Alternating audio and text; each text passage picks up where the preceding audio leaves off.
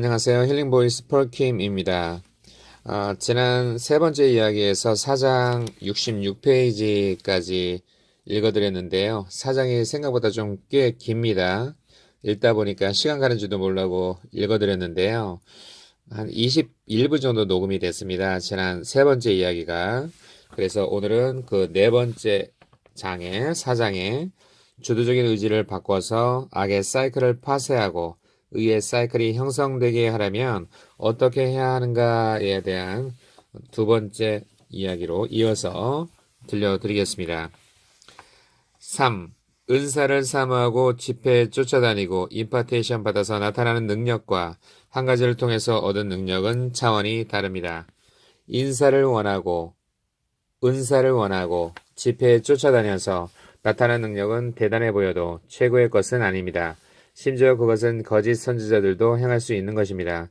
마태복음 24장 24절 거짓 그리스도들과 거짓 선지자들이 일어나 큰 표적과 기사를 보여 할 수만 있으면 택하신 자들도 미혹하리라.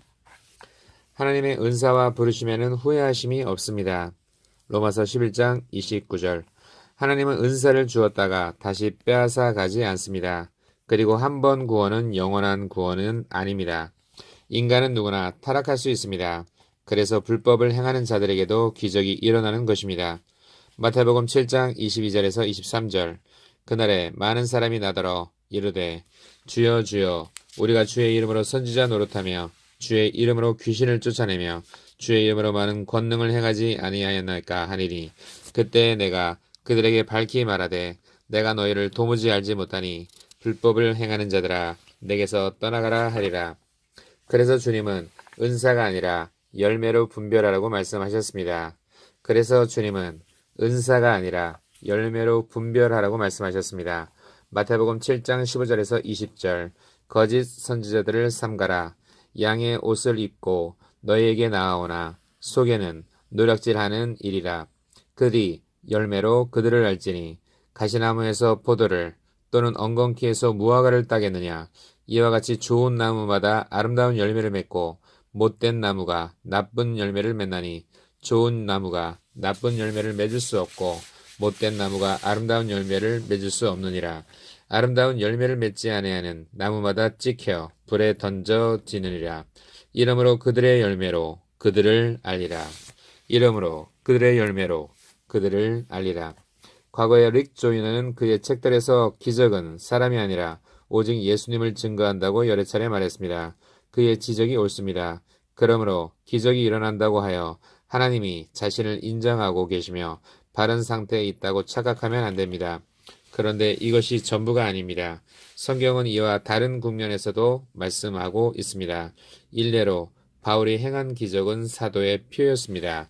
고린도후서 12장 12절 사도의 표가 된 것은 내가 너희 가운데서 모든 참음과 표적과 기사와 능력을 행한 것이라. 또 예수님께서 행하신 기적도 그 자신이 메시아이심을 증거하는 것이었습니다. 마태복음 11장 2절에서 5절 요한이 옥에서 그리스도께서 하신 일을 듣고 제자들을 보내어 예수께 여짜오되 오실 그이가 당신이 오니까 우리가 다른 일을 기다리오니까 예수께서 대답하여 이르시되 너희가 가서 듣고 보는 것을 요한에게 알리되 맹인이 보며 못 걷는 사람이 걸으며 나병 환자가 깨끗함을 받으며 못 듣는 자가 들으며 죽은 자가 살아나며 가난한 자에게 복음이 전파된다 하라. 요한복음 10장 25절 예수께서 대답하시되 내가 너희에게 말하였으되 믿지 아니하는도다. 내가 내 아버지의 이름으로 행하는 일들이 나를 증거하는 것이거늘. 사도행전 2장 22절 이스라엘 사람들아 이 말을 들으라. 너희도 아는 바와 같이 하나님께서 나사렛 예수로 큰 권능과 기사와 표적을 너희 가운데서 베푸사 너희 앞에서 그를 증언하셨느니라. 그렇다면 어떻게 이럴 수가 있을까요? 즉 어떻게 적 그리스도와 거짓 선지자들도 행할 수 있는 기적이 사도의 표와 심지어는 메시아의 표적이 될 수 있을까요?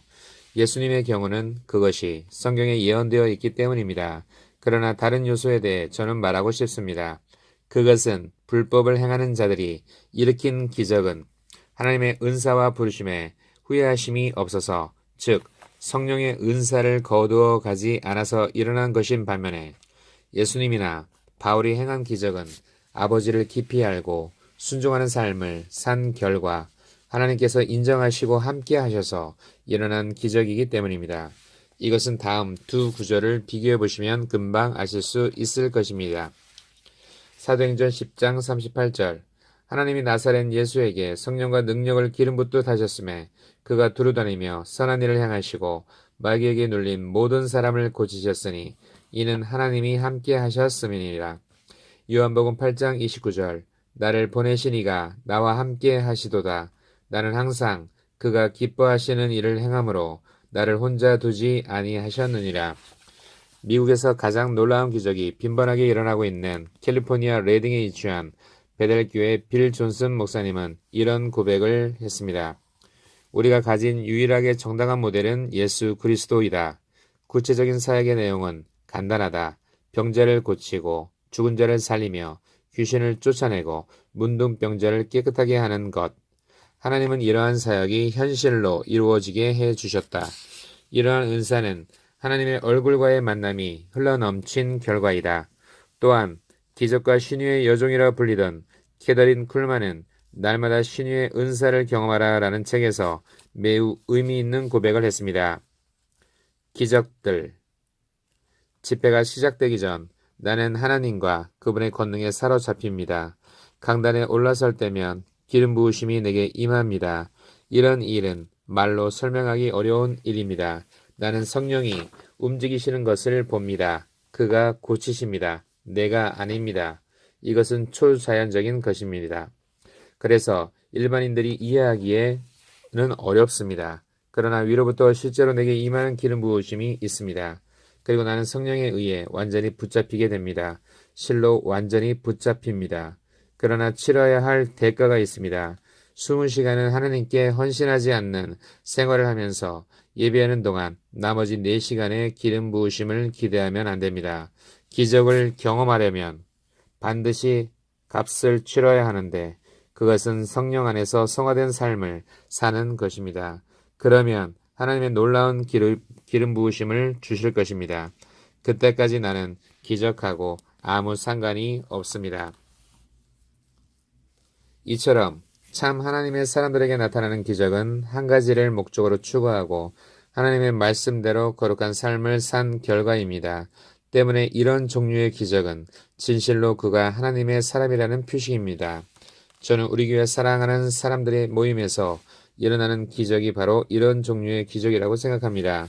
그러므로 여러분 모두 더 사모하고 열심히 참석하시기 바랍니다. 4. 부와 명예와 권세도 세상 방식으로 얻은 것과 아브라함이나 다윗의 경우처럼 하나님이 주신 것은 차원이 다릅니다. 이 세상에서 살 때 좋은 것을 다 누려본 솔로몬은 이렇게 말했습니다. 잠언 15장 16절 가산이 적어도 여호와를 경외하는 것이 크게 부하고 번뇌하는 것보다 나으니라. 전도서 4장 6절 두 손에 가득하고 수고하며 바람을 잡는 것보다 한 손에만 가득하고 평온함이 더 나으니라. 그는 또 이렇게 말했습니다. 잠언 10장 22절 여호와께서 주시는 복은 사람을 부하게 하고 근심을 겸하여 주지 아니하시느니라. 그러므로 성공이 다 같은 것이 아닙니다. 그것을 가장 잘 보여주는 것이 부자와 나사로의 비유입니다. 비유 안에 2명의 부자가 나옵니다. 한 명은 땅에서는 부자였으나 죽은 후에 비참한 신세가 된 어리석은 부자입니다. 누가복음 16장 24절 아버지 아브라함이여 나를 긍휼히 여기사 나사로를 보내어 그 손가락 끝에 물을 찍어내 혀를 서늘하게 하소서 내가 이 불꽃 가운데서 괴로워하나이다. 이병철 회장과 정주영 회장을 비롯하여 우리나라 재벌 중 대다수가 이 부자의 뒤를 따라갔습니다. 지금도 이건희 회장을 비롯하여 대다수가 그 뒤를 따르고 있습니다. 이것을 생각하면 저는 그들이 부럽기는커녕 불쌍하다는 생각이 듭니다. 여러분도 그들을 부러워하지 마십시오. 또 한 명은 완전히 다른 종류의 부자인데 믿음의 조상 아브라함입니다. 아브라함은 땅에서만 부자가 아니라 지금 하늘에서도 부자입니다. 누가복음 16장 22절에서 23절